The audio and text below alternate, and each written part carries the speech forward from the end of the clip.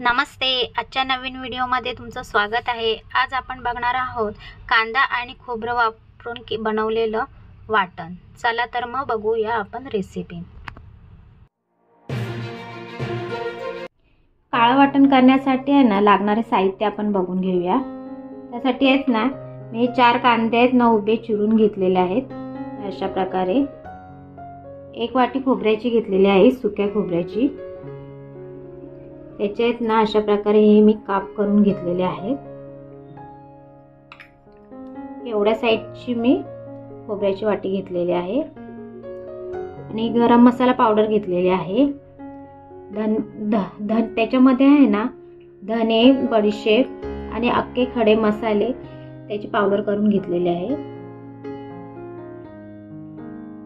ते 10 ते 15 लसणाच्या पाकळ्या घेतलेल्या आहेत सोलून. आणि मीठ घेतलेलं आहे. तर आपण आहे ना कृती बघूया. तवा मी आहे ना तापायला ठेवला आहे. तर आता हे आहेत ना खोबऱ्याचे तुकडे आहेत ना पहिल्यांदा भाजून घेऊया आपण.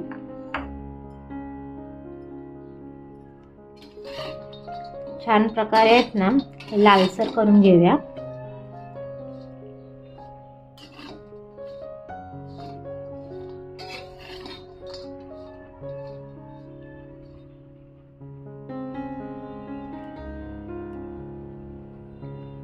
हे बघा, हे अशा प्रकारे आहेत ना लालसर होत चाललेले आहेत तुकडे खोबऱ्याचे.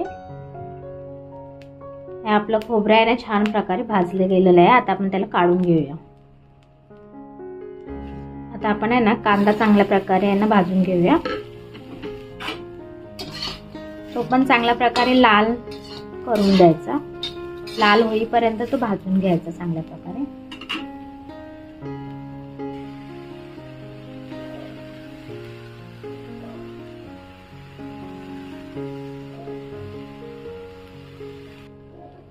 कांदा हा छानपैकी भाजला ना, लालसर झाला ना की तो टिकतो पण मसाला छान. म्हणजे 4 ते 5 दिवस आहे ना तो विदाउट फ्रीज शिवाय टिकतो छान मसाला.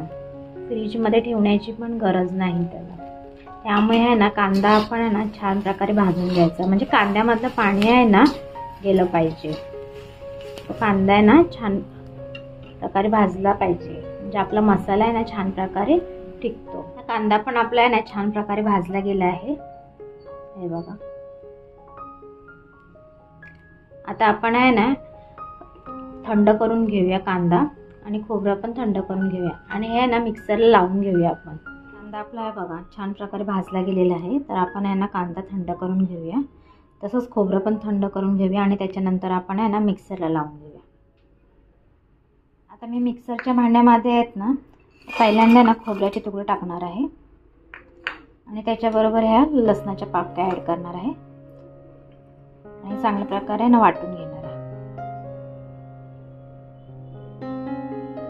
हे बघा, हे छान प्रकारे आहे ना आपलं खोबरं आहे ना वाटून घेतलेलं आहे. तर तशाच प्रकारे आहे ना मी कांदा पण वाटून घेणार आहे. मिक्सरला लावून घ्यायचं. कांदा पण मी मिक्सरला आहे ना बारीक करून घेतलेला आहे. हे बघा, हे अशा प्रकारे आहे ना बारीक करून घ्यायचं.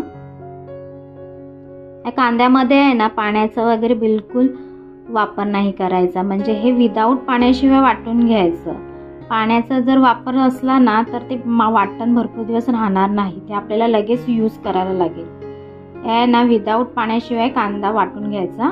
आणि खोबरं पण.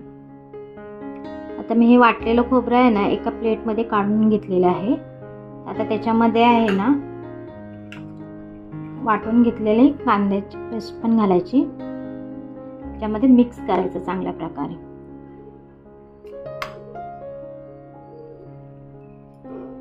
हे बघा, मी ही वरून आहे ना वाटलेला कांदा टाकलेला आहे. बघा, हे कांद्याची पेस्ट टाकलेली आहे. आता त्याच्यामध्ये आहे ना हे गरम मसाल्याची पावडर ॲड करूया. 1 चमचा आहे ना मोठा 1 चमच्यावर गरम मसाला पावडर घेतलेली आहे. आणि आता ह्याच्यामध्ये आहे ना मीठ मी वापरणार आहे. तर मीठ का? कारण की हे आपलं वाटण आहे ना असंच बाहेर म्हणजे फ्रीजमध्ये न ठेवता असंच बाहेर ठेवायचं आहे. तर ते म्हणजे त्याला आहे ना बुरशी लागू नये किंवा आंबटपण म्हणजे आंबू नये म्हणून त्यासाठी आहे ना मी मीठ आणि त्यामुळे आहे ना मी त्याच्यामध्ये 10 ते 15 लसणीच्या पाकळ्या घातल्या आहेत आणि त्याच्यामध्ये आठवणीने मीठ घालायचं, म्हणजे जेणेकरून आपला मसाला आहे ना आंबणार नाही. आता आपलं हे ना त्याला मिक्स करून घेऊया, चांगल्या प्रकारे एकजीव करून घेऊया. मी ह्याला आहे ना एकजीव करून घेते चांगल्या प्रकारे.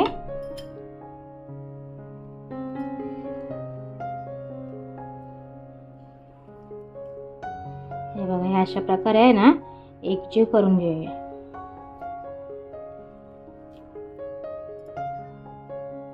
हे बघा, हे अशा प्रकारे आहे ना आपलं हे ना काळं वाटण आहे ना तयार झालेलं आहे. आपण आहे ना याच्यामध्ये मिठाचा वापर आणि लसणीचा वापर केलेला आहे ना, त्यामुळे आहे ना तो टिकण्यास मदत होते तो मसाला आपला. हे बघा, हे वाटण आहे ना चांगलं 2 ते 3 दिवस म्हणजे 4 ते 5 दिवस हे छान प्रकारे टिकतं. हे फ्रीजमध्ये ठेवण्याची काही गरज नाही आहे. हे असंच छान प्रकारे राहू शकतं. त्यामुळे आहे ना त्याच्यामध्ये मीठ घालणं आवश्यक आहे आणि लसणाच्या पाकळ्या पण थोड्या एक्स्ट्राच घालायच्या. त्यामुळे हे वाटण खराब होत नाही आणि ते आंबट पण नाही. हे बघा, हे अशा प्रकारे आहे ना तुम्ही पण वाटण करून बघा. हे आपलं आहे ना काळं वाटण तयार झालं. आणि हे वाटण वापरून आहे ना नॉनव्हेजचे प्रकार म्हणजे चिकन, मटन च्या रेसिपी करू शकतो आणि कडधान्याच्या रेसिपी पण हे करू शकतो. म्हणजे रस्सा भाजी पण आहे ना हे वाटण आपण वापरून करू शकतो. आणि आहे ना हे पॅक बंद डब्यामध्ये ठेवायचं आहे ना. अशा प्रकारे हे वाटण तयार झालेलं आहे.